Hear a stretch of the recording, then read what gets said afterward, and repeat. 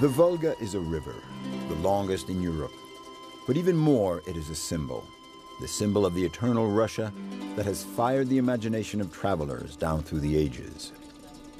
The Russian heartland with its villages of painted wooden houses and the elderly babushkas with their scarves around their head.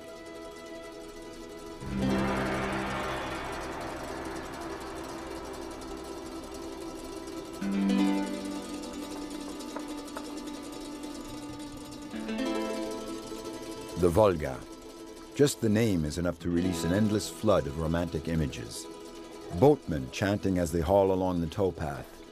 The endless steppes and forests of white birches lining either shore as if they were watching over Matushka Volga, Little Mother Volga, the pet name that all Russians use for the river. With the arrival of Soviet Russia at the beginning of the 20th century came the drive to construct factories and dams. The old historic cities of Nizhny Novgorod, Simbirsk, and Volgograd were renamed after the new leaders and became Gorky, Ulyanovsk, and Stalingrad, closed cities, strategic sites off limits to foreigners. Now the Volga has been reopened to tourist traffic. On our way to Astrakhan, we'll discover just how much the history of Russia and that of the Great River are inextricably linked. The Volga is, of course, important to Russia. And even today, the Volga, in a way, incarnates the soul of Russia. I would say that it is just as vast, calm, majestic, and monumental as Russia itself and its destiny.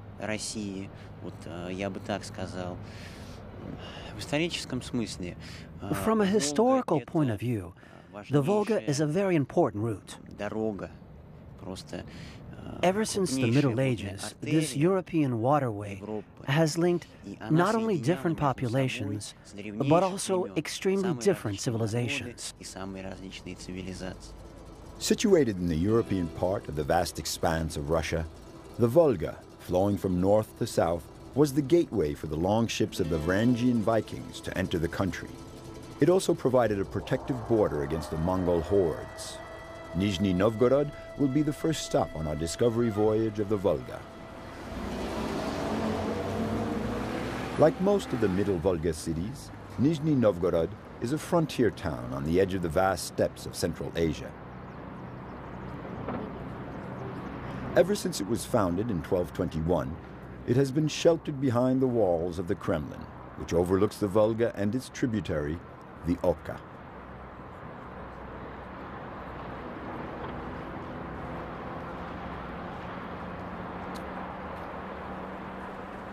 Originally built out of wood, the Kremlin was regularly destroyed by the Tatar Mongols. It was not until the 16th century, when the present stone fortress was constructed, that the last attacks of the Golden Horde were finally driven back. From then on, the town began to thrive commercially.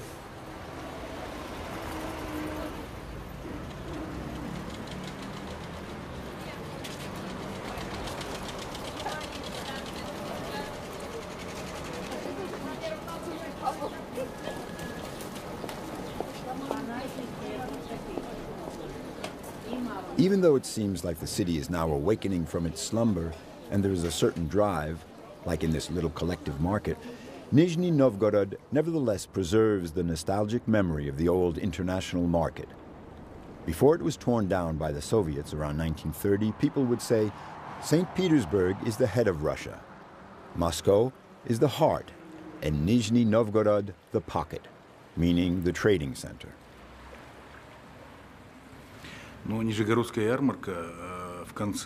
At the end of the 19th century, Nizhny Novgorod was the biggest market in Europe, even bigger than the famous Leipzig market. And that was thanks to its geographic location. Nizhny Novgorod was a sort of crossroads between the north and the south and the east. And it was this geographical location that helped it become a trading center.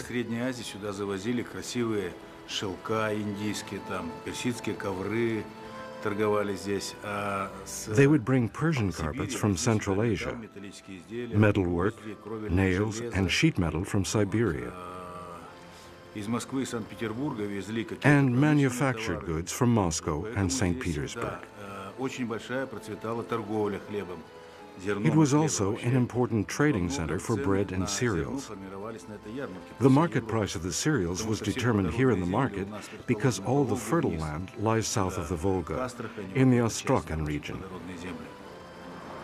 The elimination of the free market system and the total planning of the economy meant the end of Nizhny Novgorod's market. The plaza in the center of the city where it used to be is now only a vast esplanade, where the Moscow circus sets up when it comes to town, under the watchful eye of a strange ringmaster.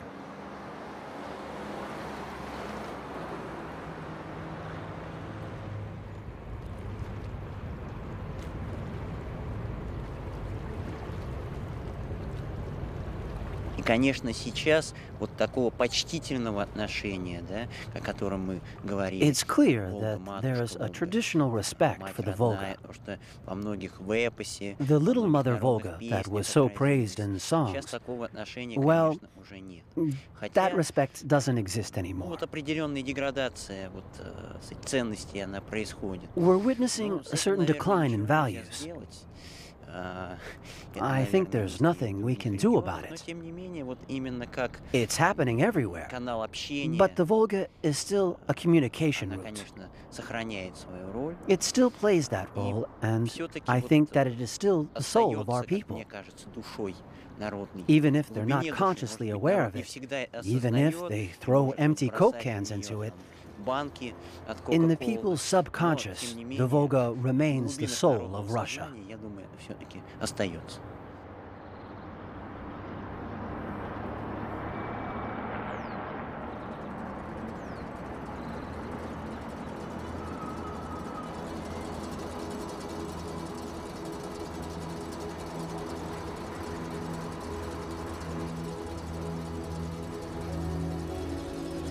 Night has fallen, and our boat, the Dmitry Formanov, leaves Nizhny Novgorod.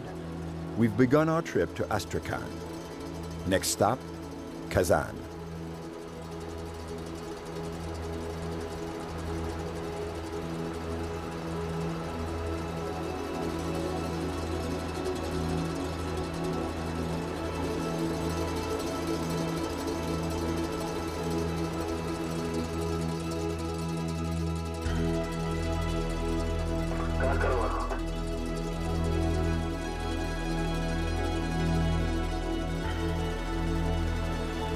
The Volga, a trade route since ancient times, has undergone radical transformations in the 20th century.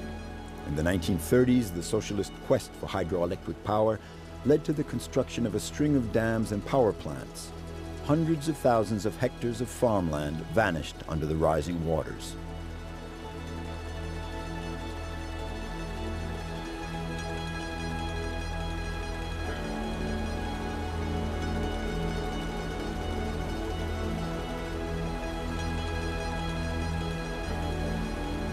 We leave behind the sunken worlds, wrapped in their watery shroud, and arrive at Kazan.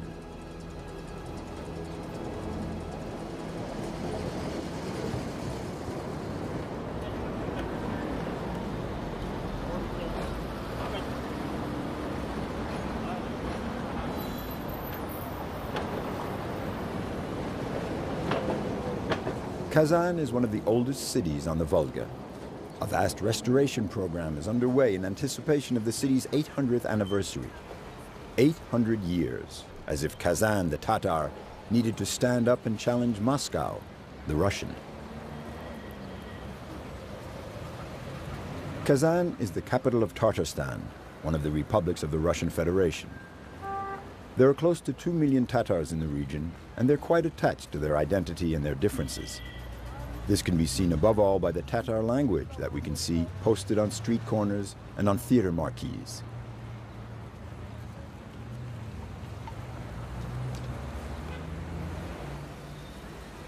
The history of Kazan has been deeply marked by the 2 centuries of Mongol occupation. But towards the middle of the 15th century, the Golden Horde began its decline. The Khanate of Kazan, part of the Tatar kingdom, came into its own and for a century and a half controlled the trade on the Volga. Then in 1552, Kazan, in its turn, fell into the hands of Ivan the Terrible. In the years that followed, Kazan was transformed. Behind the magnificent white brick walls of the Kremlin rose the star-studded cupolas of the Cathedral of the Annunciation.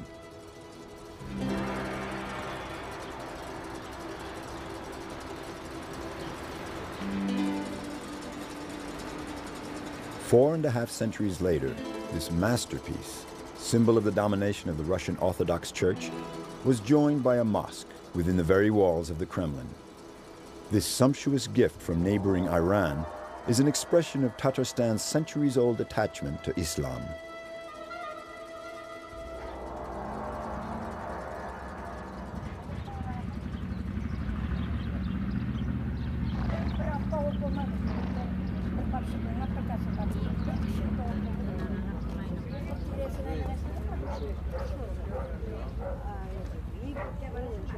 The Tatars, who were Christianized and subjected to centuries of Russification, have nevertheless continued to speak their language and maintain their traditional way of life, especially in the inland villages.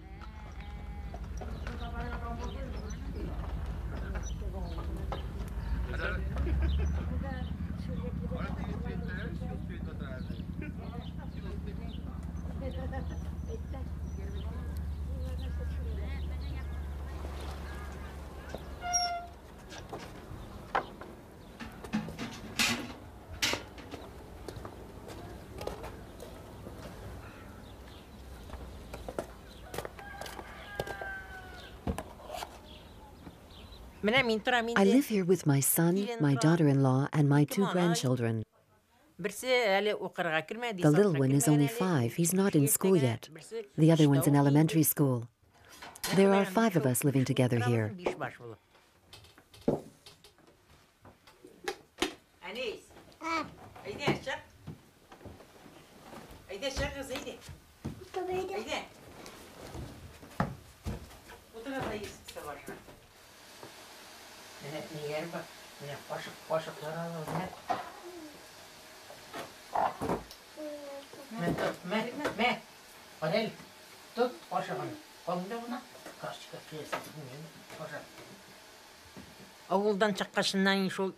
No, I don't speak a word of Russian. We village women have never learned to speak Russian. But the young people, like my daughter-in-law, speak it a little because they went to school. No, I don't speak Russian, just Tatar.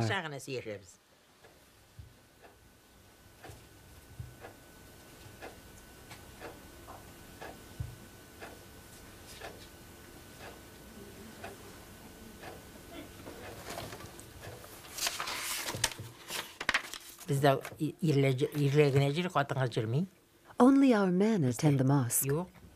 We women, we stay home. It's the tradition. It's the men that go to the mosque. We women, we do our prayers, but at home.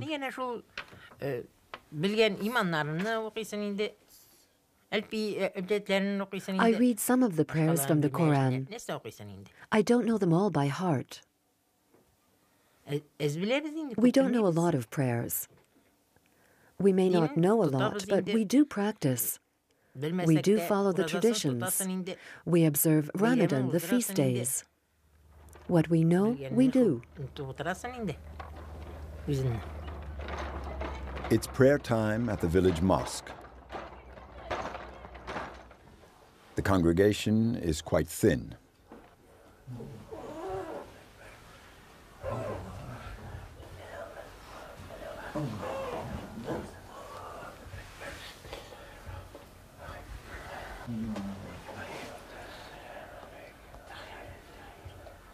غير المغضوب عليهم ولا الضالين آمين بسم الله الرحمن الرحيم بحمده ربه واستغفر إنه كان توابا بسم الله الرحمن الرحيم فوقع الحق وبطل ما كانوا يعملون فغلبوا هنالك وانقلبوا صاغرين وألقي السحرة ساجدين قالوا آمنا برب العالمين رب موسى وهارون The sound of the chanting prayers rises up over the village and surely reaches the ears of Gizana, the babushka.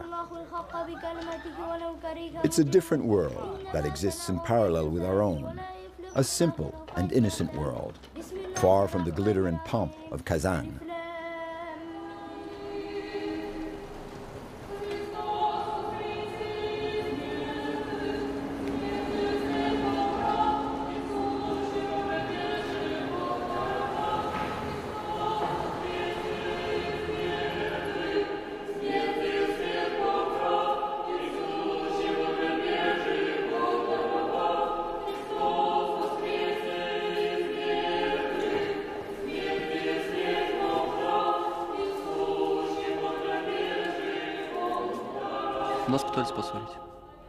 They are trying to stir up trouble between us. But you mustn't forget, these people here are farmers. They raise cereals. What they want is peace. Peace for their land. They have absolutely nothing to gain by making war with their neighbors. We have a lot of mixed marriages. A husband doesn't make war on his wife if he's Tatar and she's Russian, and vice versa. It's a miracle. It's rare that these two diametrically opposed religions coexist in peace, and yet that's exactly what we've managed to do.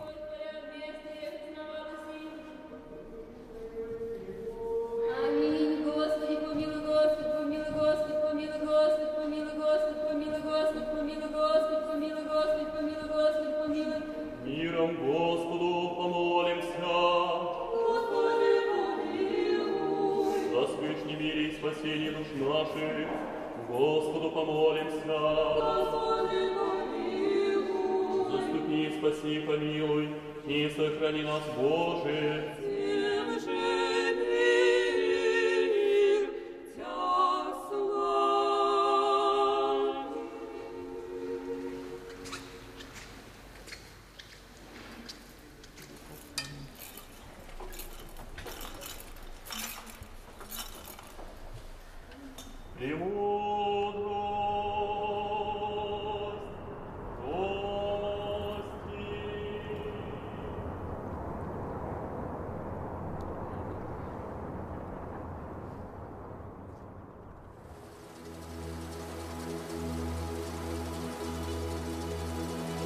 The next morning, the Dmitry Formanov is once again heading south.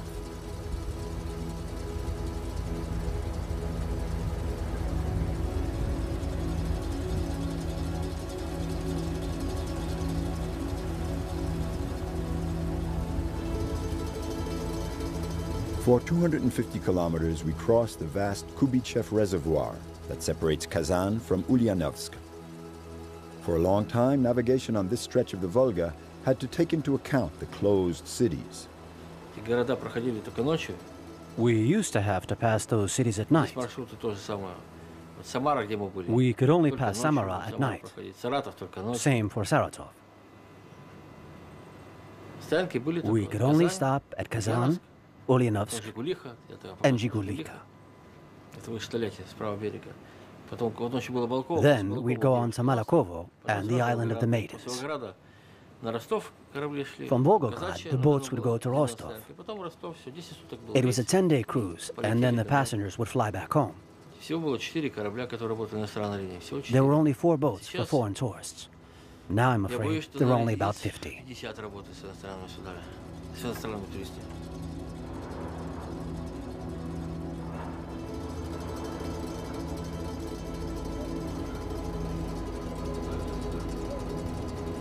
A series of cranes along the wharfs, a few freighters, boats running to the other cities of the region. The first sight of Ulyanovsk is very much like that of the other industrial cities along the Volga.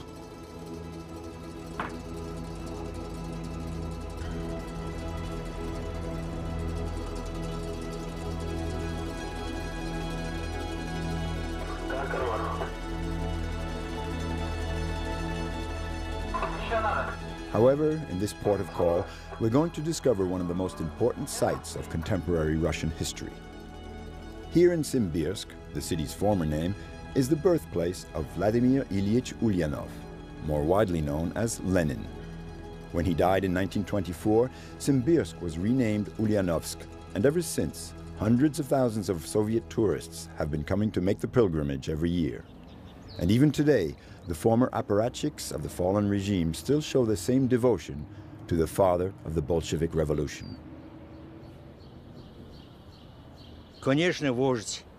He's a leader respected by everyone throughout the country and the planet.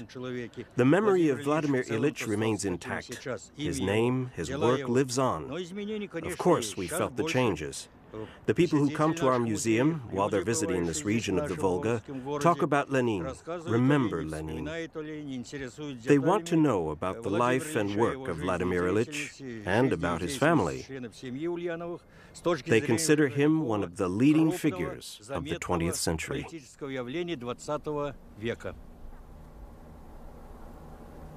At the end of the 19th century, Simbirsk was a peaceful provincial town with barely 30,000 inhabitants. It was proud of its beautiful wooden houses and its dozens of churches. Not a single church remains. They were all dynamited by the Stalinist regime in the 1930s. Now the last remaining treasures of the city are the houses where the Ulyanov family once lived. During our visit, we were surprised to learn that Lenin's mother could speak 3 languages, including French, and that she read Victor Hugo, that his father, who was from Astrakhan, arrived in Simbirsk in 1869 to organize the province's high schools. And in 1870, Vladimir Ilyich was born into this world of petit bourgeois, as the revolutionaries would call it. We met a man whose destiny is linked with Lenin's, a man who knows him intimately. Anatoly Ivanovich is an actor, and for his entire career, on stage and screen, he has played but one character, Lenin.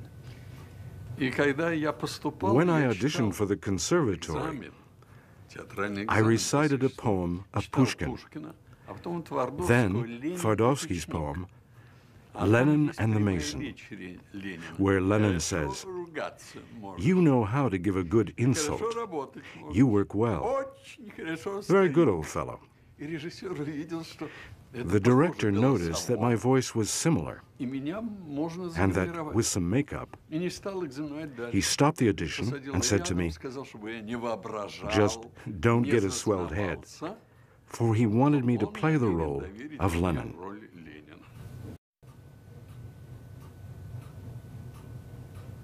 Maquillage, éclairage, attitude, la ressemblance est troublante. Mais elle ne serait rien sans la voix. Tout est compliqué dans le personnage de Lénine. Mais le plus simple, ce sont ses attitudes ou sa façon de rouler les airs. Ça, c'était le moins difficile. Le plus difficile, c'était de traduire le cheminement de sa pensée. His visionary spirit, his premonitions, the scope of his thoughts, the passion in his heart. His personality is such that it's an endless source of wisdom. Physically, it seems that I've assimilated his everyday body movements right into my bones. It impresses people. But I've never thought I was Lenin. I'm just one of his students. What else can I say? In all modesty, just a student sitting in the back row.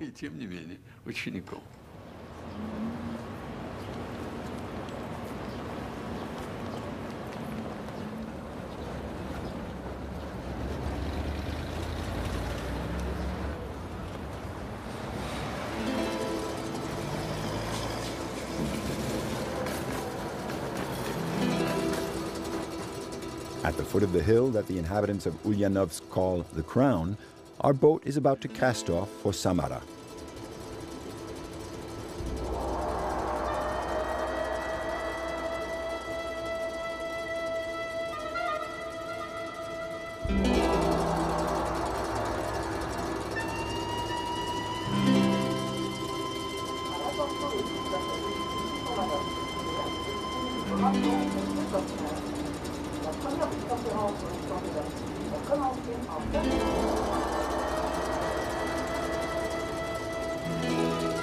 We continue our voyage, first across the Kubichev Reservoir, Then back on the Volga itself, where it crosses the region of the Zhiguli Mountains, called Little Switzerland, or the Pearl of the Volga.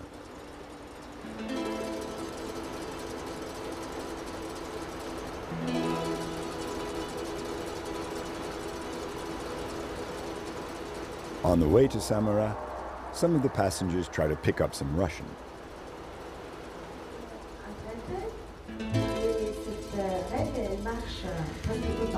C'est pour dire que les mots en A, comment se dit c'est féminin? Volga. Alors, féminin. Après.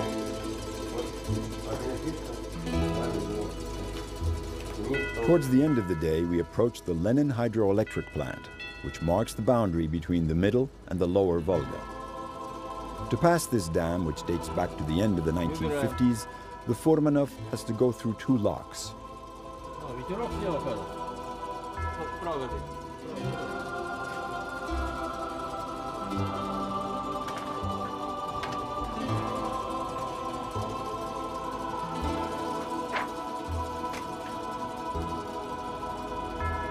In each lock, the boat drops 13 meters in a few minutes, bringing us closer to the level of the Caspian Sea.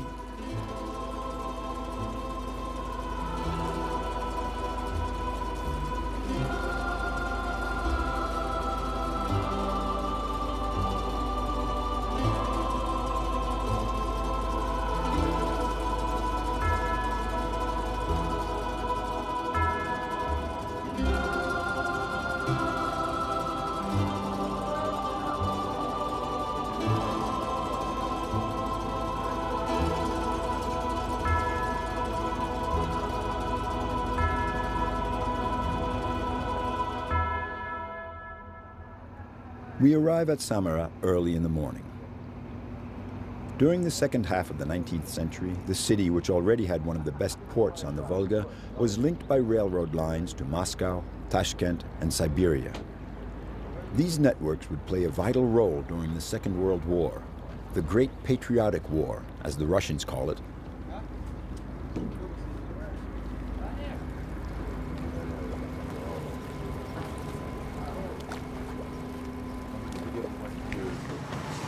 It's the 9th of May. The tramways are circulating in a half-empty city. All of Russia is commemorating the victory over Nazi Germany and the end of the Great Patriotic War. The Western European countries no longer hold these grandiose celebrations to commemorate this day, for the tendency is more towards reconciliation and cooperation with the former enemies. However, for the Russians, the wounds have still not healed. We should keep in mind that their victory cost them more than 20 million lives and millions more wounded.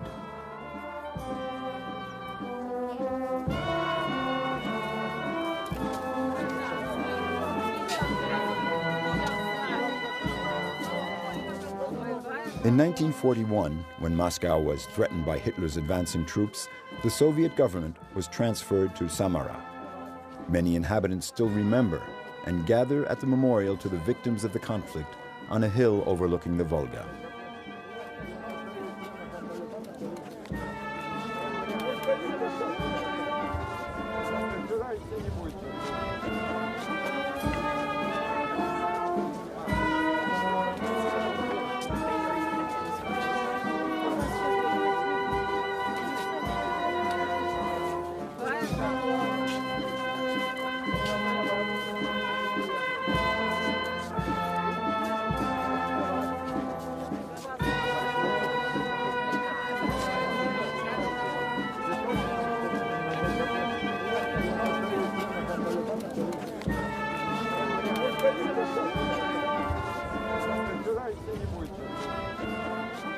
However, not all the citizens of Samara are attending the commemoration.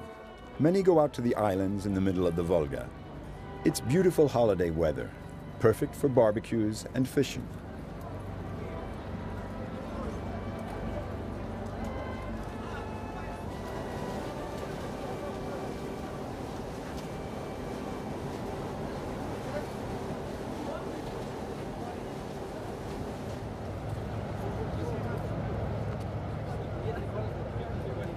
The Volga played a very important part at Samara during the Great Patriotic War, the Second World War. It was an important artery for transporting food, machines, equipment for the factories, and all the necessities for the population. The crossroads of the Volga and the railroad was the hub of all the industrial routing. For all directions, the east, the north, the south. The hydroelectric dams on the Volga, there are 8 in all, transformed at the same time both the environment and the river as a water reservoir.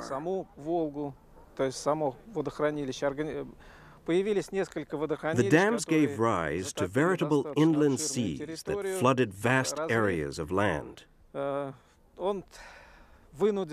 They had to move villages to higher land. The creation of these new bodies of water caused a modification of the climate and a change in the river traffic.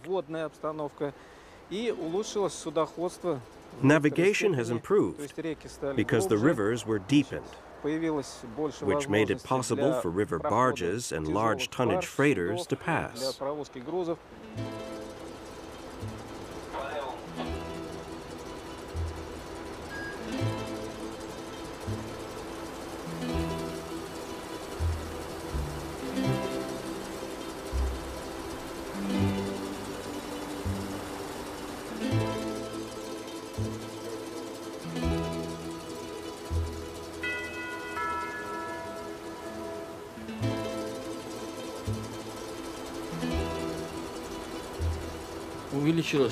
The river traffic has increased sharply, and not only on the Volga, but on all of the rivers, from the Sea of Azov to the northern basin near St. Petersburg. I've been sailing for 35 years. Many new inland seas have been created. The water level has risen. On the southern rivers, from the north of Kama down to Astrakhan, you used to see trainloads of timber coming downriver. They take a month to come down from the north.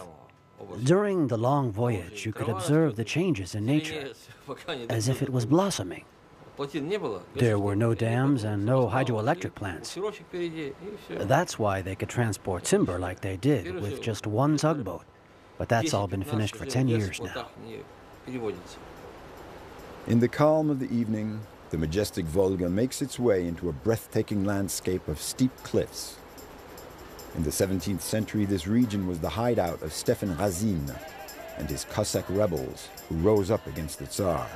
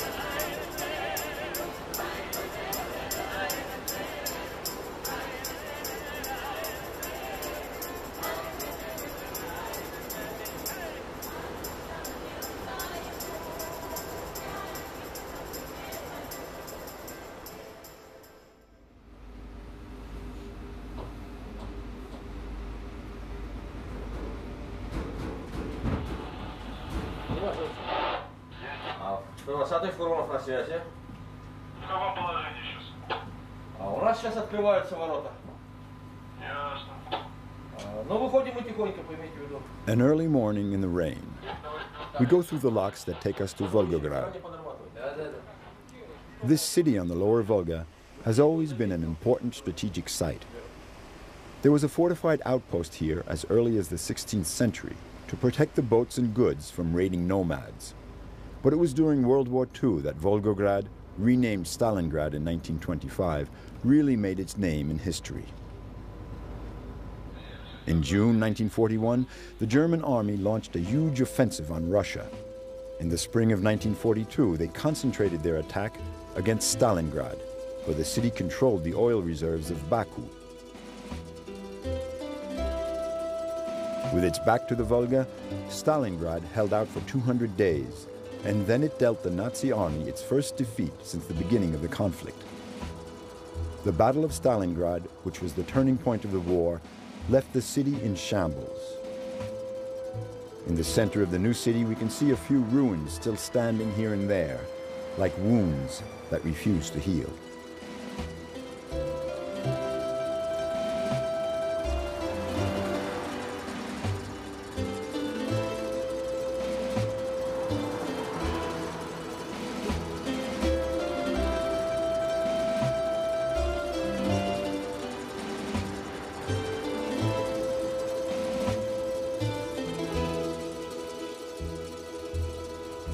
One million Russians died during that battle. On the top of Mamayev Hill, which never fell to the Nazis, stands a vast memorial complex.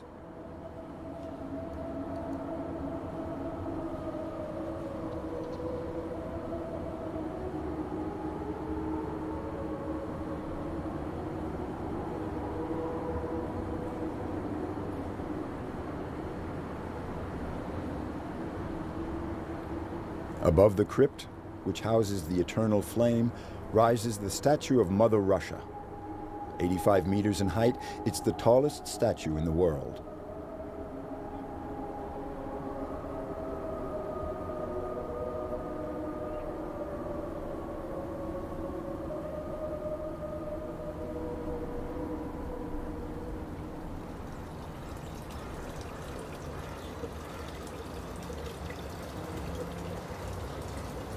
It was at the factory where she was working that Valentina met her husband, Mikhail Ivanovich, a hero of the Battle of Stalingrad, a survivor. When the war broke out, Mikhail Ivanovich was a worker at Barricade, a paint factory. I worked in the factory right up until the end, up until the Germans bombarded Stalingrad in the month of August. When the factory closed down, there weren't many of us left. So we went and fought to defend Stalingrad. In September 1942, the Nazis intensified their attacks. Only a thin strip of land in Mamayev Hill remained under Soviet control. The only uniform I had was a shirt. The pants and shoes were my own. I didn't even have a helmet, just a sock hat, like the kids wear today, a little sock hat. But it had a star on it. Even though the 62nd Soviet Army was surrounded, it refused to give in. The fighting was street by street, house by house. Despite the bombings, a part of the population refused to be evacuated to the eastern bank of the Volga.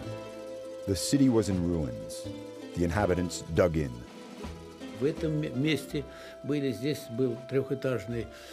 were in a three-story building, the Commune building. It was a total wreck. We were getting hit with 10, 12 counterattacks a day, but we fought them back. I remember I was lying next to an old-timer who said to me, "What's going on, kid? How many of them are there? We keep fighting and fighting, and there are still just as many of them. They're swarming all over. I can't stand it." We would fight during the day, but it would let up at night. They never attacked at night. As we were short of supplies, we would go out and recuperate the German machine guns. We would share them and use them right down to the last bullet. That's what the fighting was like. The city was nothing but a vast ruin. Often there would be Russian and German combatants occupying the same building, but on different floors. We knew that they were firing at us from behind. We were only 10 meters from the other building. The Germans had taken back the clinic. What could we do? The only thing we could do was to defend ourselves. The Germans would shout out at us, "Русский kaput," Russians kaput. Russians bulbul Volga. We're going to drown you all in the Volga. So we listened to that for a long time. Bulbul Volga, my eye. We came back with insults and grenades. That was what the fighting was like in Stalingrad also. With their backs to the Volga, the Russians used each bombed-out building as a bunker and dug in for a war of attrition. This allowed General Zhukov to regroup his forces. In the end, he managed to encircle the troops of von Paulus in Stalingrad. On the 31st of January, the German field marshal disregarded Hitler's orders and surrendered with 91,000 soldiers. The Battle of Stalingrad was over. But for Mikhail, the war continued. He crossed all of Europe with the Red Army, fighting in Romania, Hungary, and Germany. I got back in December 45. Everything was in ruins. The factory was destroyed. I went back there in January 1946. Everything had been destroyed. What memories. How did we ever manage to survive such a nightmare? For a long time, I kept thinking about all the victims there, under the rubble. It took me a long time to get back to normal life.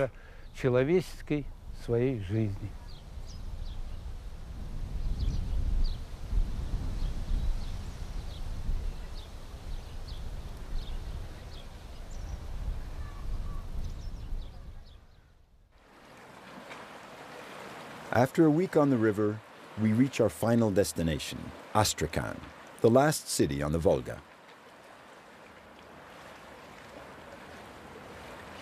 Up until the 18th century, Astrakhan was on the shores of the Caspian Sea.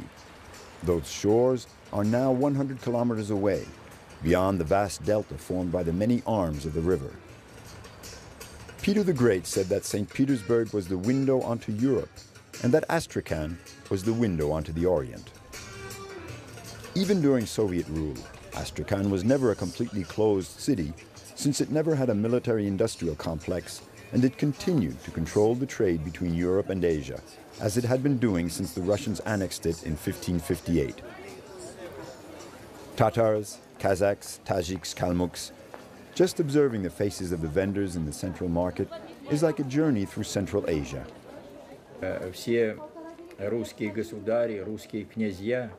All the czars and monarchs tried to reinforce their presence in the lower Volga.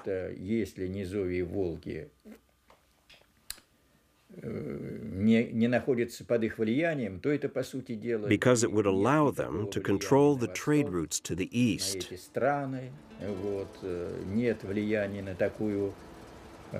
And without that, they would have no leverage in that part of Asia. The city, which was one of the capitals of the Golden Horde, then of the Khanate of Astrakhan, fell to the forces of Ivan the Terrible in 1558. A few years later, Astrakhan confirmed its standing as part of the Russian realm with the construction of a magnificent Kremlin, which contains several wonders of religious architecture, like the Cathedral of the Assumption.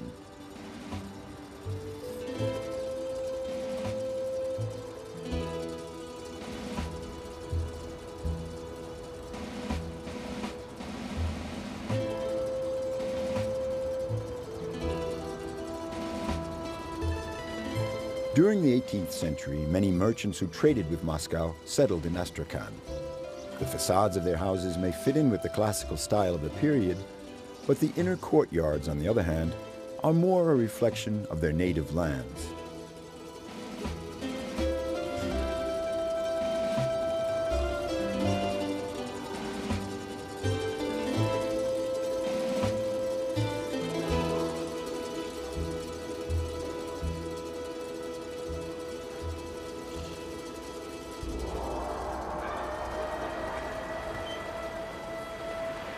The ethnic mix is regularly renewed by new arrivals, as is the case with the Tajiks, and even more recently, the Iranians, the neighbors from across the Caspian Sea who are investing heavily in Astrakhan.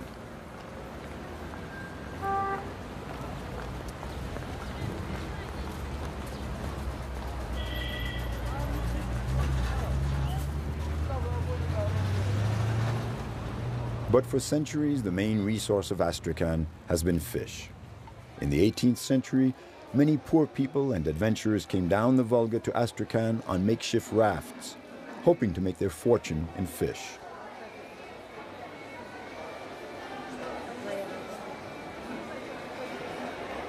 There are bream, seaweed catfish, but the most well-known fish remains the sturgeon. Even though you can still find the smaller sturgeon, which are known for their tasty meat, there's absolutely no caviar to be found in the market of Astrakhan. The major part of the production is exported. But today this source of wealth is in danger.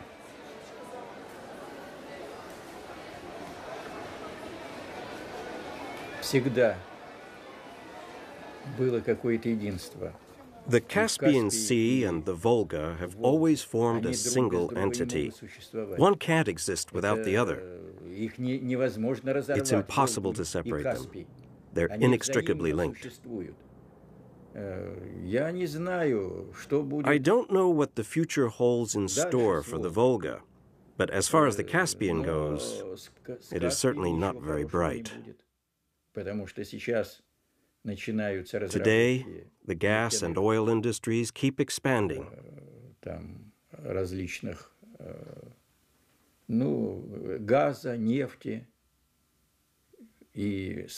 So they keep building more and more oil platforms and refineries. And that's all very discouraging, because it could endanger the biodiversity of the Caspian Sea and its wealth of fish.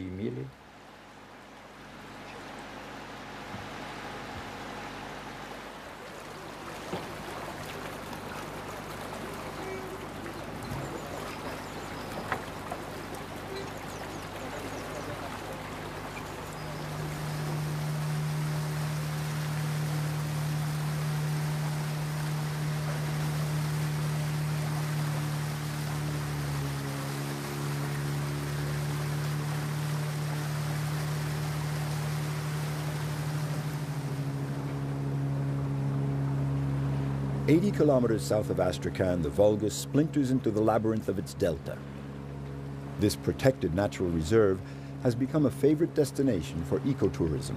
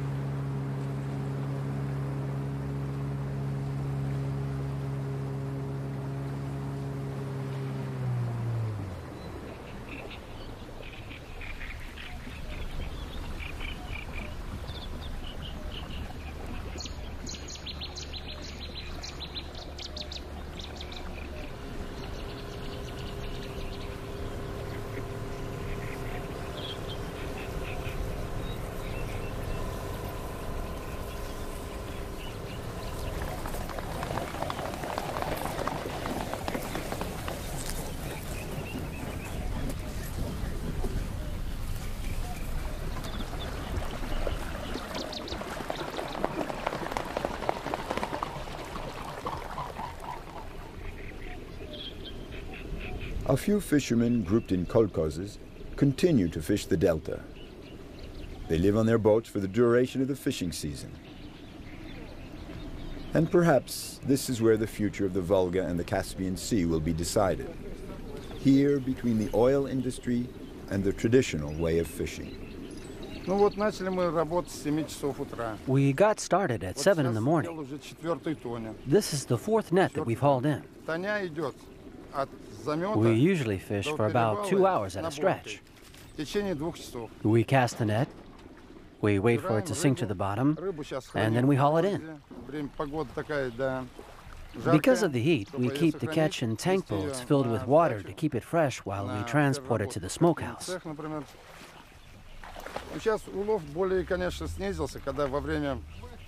The fishing is so-so right now. It's a lot better in spring when the water is high. Right now, it's too low.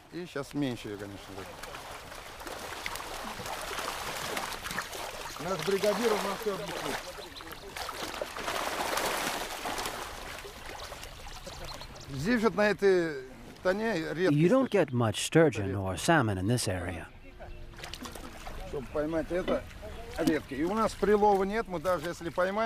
We're not allowed to fish them, and even if we do catch a redfish, we release it. But it's very rare. You used to catch them before, but now hardly ever.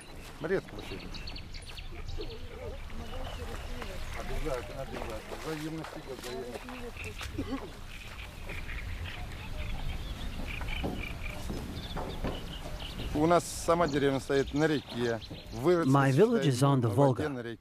That's where I grew up. Yes, the Volga is like an earth mother for us. We live off its fish.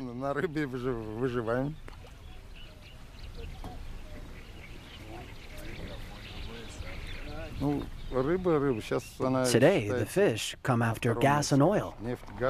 We can't live without gas and oil, without fish either. So what can we do? The decisions come from higher up.